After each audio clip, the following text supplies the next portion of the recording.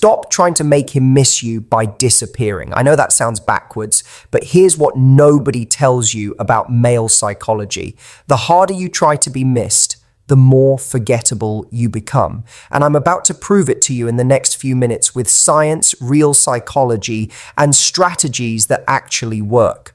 Right now, you're probably doing one of three things. You're either giving him everything he wants when he wants it, you're playing hard to get and hoping he'll chase, or you're stuck in that middle ground where you're trying to be perfect and wondering why he's losing interest. All three approaches have one thing in common. They're focused on him instead of you. But what if I told you that the women men obsess over, the ones they can't forget, the ones they chase for months or even years after things end, these women aren't playing games at all. They're operating from a completely different psychological framework. And by the end of this video, you'll know exactly what that framework is and how to use it. Here's the truth that's going to change everything for you. Men don't miss women who try to be missed. They miss women who create emotional addiction. There's a massive difference, and understanding it will transform how you approach every interaction with him from this moment forward.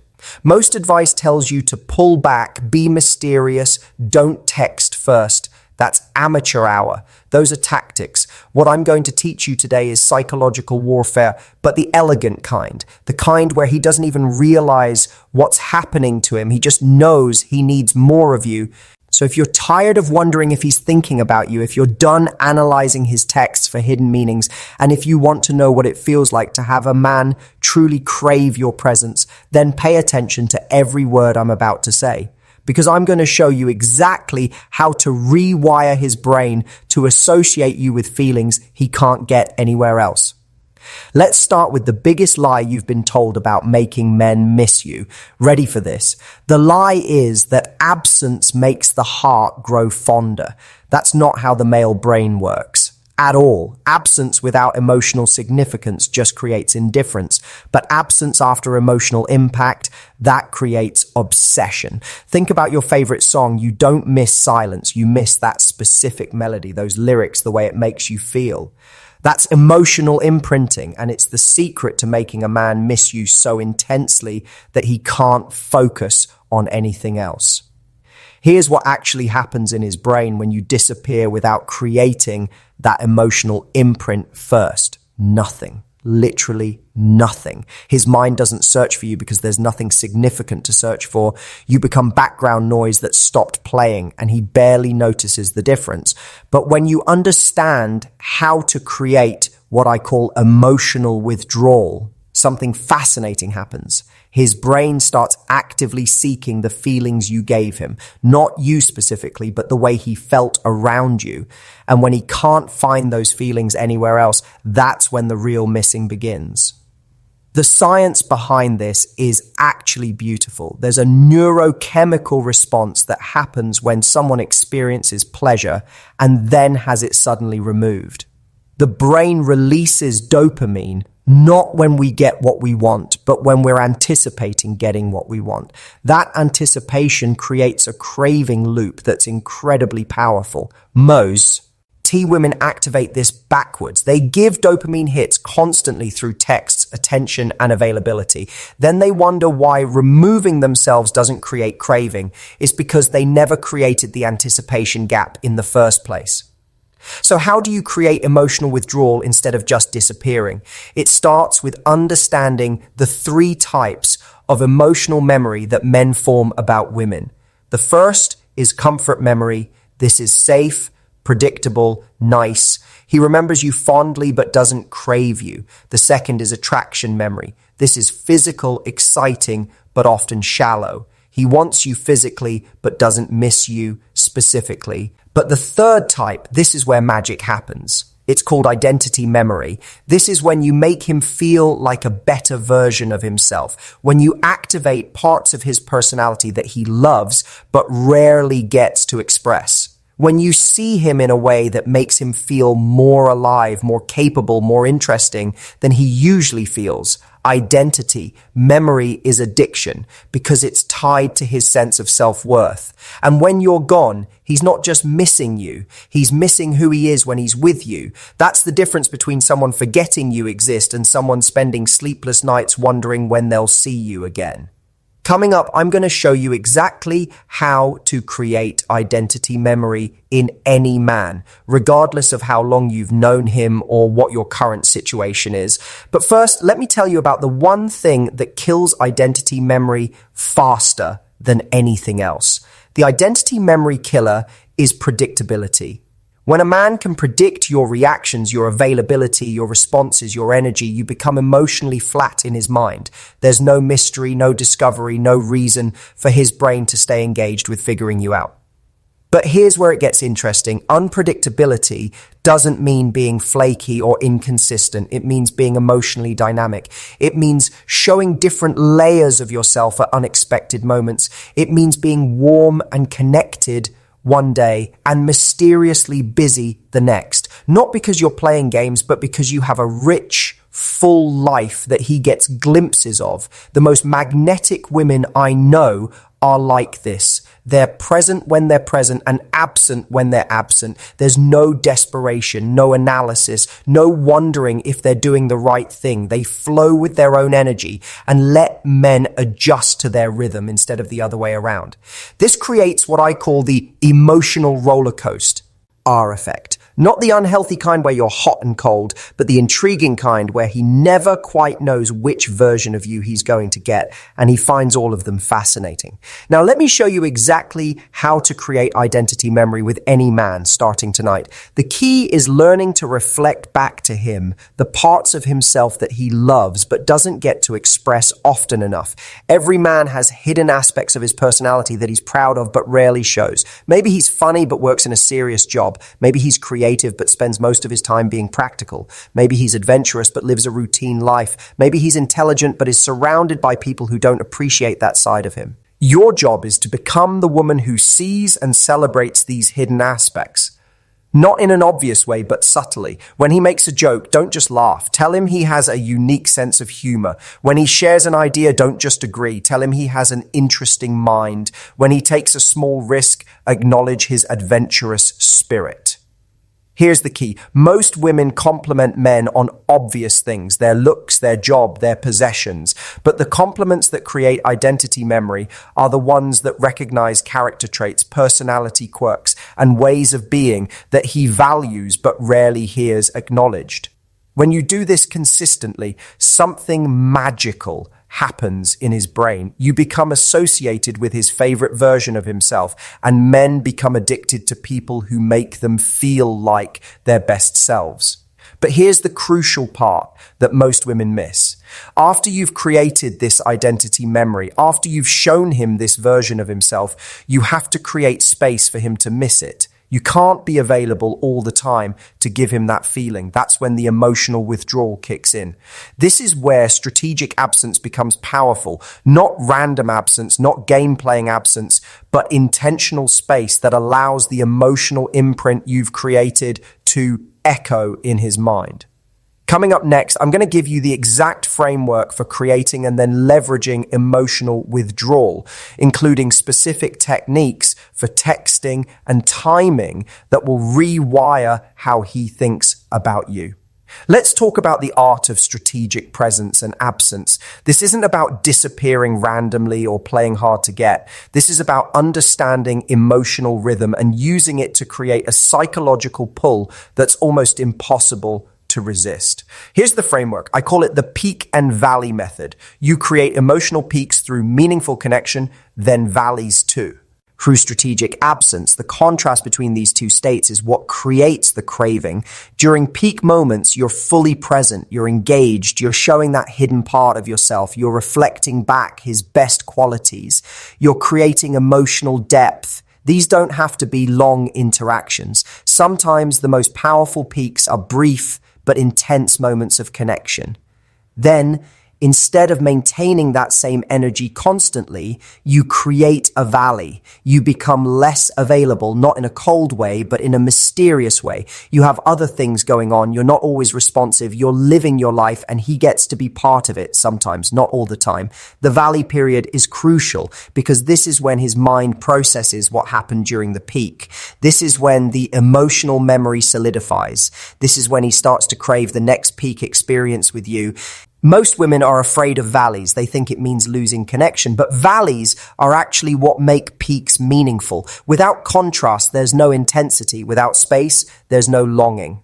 Here's how to implement this in real life. Let's say you have an amazing conversation with him one night, great connection, laughter, depth. That's a peak. Instead of trying to recreate that same energy immediately through texts or calls, you allow space. You become a little less available for the next day or two. You let him sit with that positive experience without diluting it. During the valley period, you're not ignoring him completely, but you're not pursuing either. You're neutral, but warm when he reaches out. You're focused on your own life. You're creating mystery about what you're doing and who you're with. What happens during this time is fascinating. His brain starts replaying the peak experience. He starts wondering when it will happen again. He starts thinking about what you're doing. The emotional memory of how good he felt with you starts to intensify because it's not being diluted by constant contact. Now let's talk about specific tactics for creating emotional withdrawal in different situations, starting with texting, because this is where most women sabotage themselves without realizing it. The biggest mistake women make with texting is treating it like a conversation instead of like emotional currency. Every text should either build anticipation, create intrigue, or reinforce identity memory. Texting just to fill silence or maintain constant contact actually works against you. Here's a powerful text strategy. Instead of asking, "How was your day?" try something like, "Just had a thought about something you said yesterday. It's been stuck in my head." Then don't elaborate immediately. Let him ask what it was. This creates curiosity and shows that he's OCCs, upping mental space even when you're apart. Another approach is the callback text.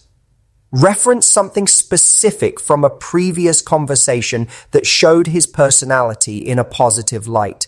Saw something today that reminded me of that story you told about your trip to Japan. Your adventurous side is pretty attractive. This reinforces identity memory while creating a small dopamine hit. But here's the key with texting. Don't be constantly available to respond. Don't match his response time. Don't feel obligated to keep conversations going. Sometimes send something intriguing and then disappear for a few hours. Let him wonder what you're doing. This doesn't mean being rude or playing games. It means having a life outside of your phone. It means valuing your time and energy. It means understanding that immediate availability decreases your perceived value in his mind.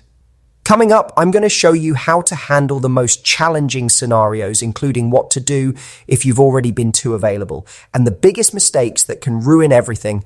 Now let's address the elephant in the room. What if you've already been too available? What if you've been the one texting first, always responding immediately, always being accommodating? Can you turn this around? Absolutely. But it requires a strategic shift that might feel uncomfortable at first. The key is creating what I call a pattern interrupt. You have to break the predictable rhythm you've established and create curiosity about the change. Here's how to do it without being dramatic or obvious about it. Start by gradually decreasing your availability. Don't go from texting all day to radio silence. That's too jarring and will likely backfire. Instead, become slightly less responsive over a period of time. If you usually respond within 5 minutes, start taking 30 minutes. If you usually text good morning first, skip it sometimes. If you're always free when he wants to hang out, start having other plans occasionally. The goal is to create subtle confusion in his mind. He should start wondering why things feel different but not be able to pinpoint exactly what changed. This confusion creates mental engagement, and mental engagement is the first step toward craving.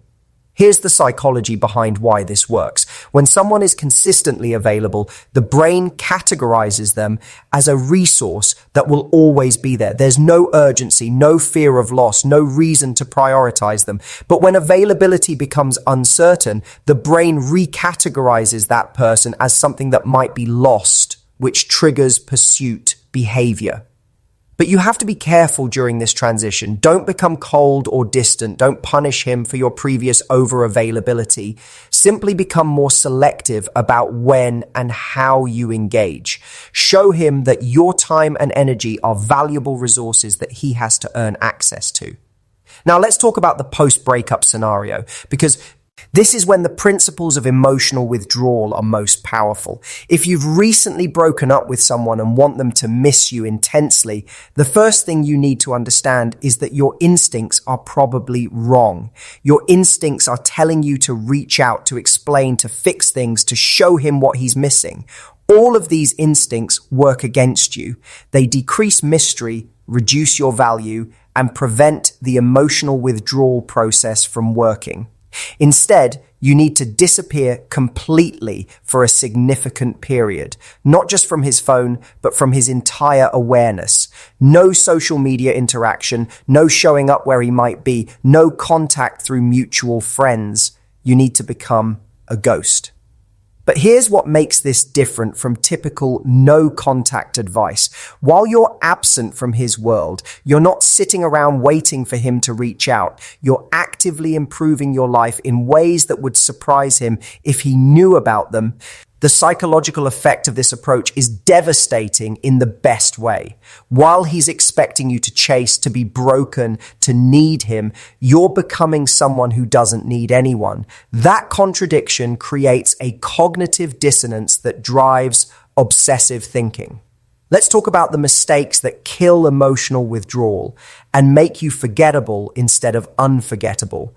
The first and biggest mistake is breaking your own absence. You create space, he starts missing you, you feel the pull working, and then you reach out because you miss him too, or because you're afraid you're losing him. This completely destroys the psychological framework you've built. It shows him that your absence wasn't because you had better things to do, it was because you were playing a game. And once he realizes it's a game, he stops playing. Real emotional withdrawal only works when it's authentic, when you genuinely have a life that's full enough that you don't need constant contact with him, when your absence is a natural result of your priorities, not a calculated move to get attention. The second mistake is being inconsistent with your energy when you do interact. If you've created space and he reaches out, don't be cold or punishing. Be warm but brief. Be pleasant but not over-eager. Show him that you're happy to hear from him, but you're not desperate for his attention. Another critical mistake is neglecting to work on yourself during the absence periods. If you're creating space, but spending that time obsessing over him, stalking his social media, analyzing his behavior, you're still energetically available to him. You're still in that desperate, needy frequency, even if you're not expressing it outwardly.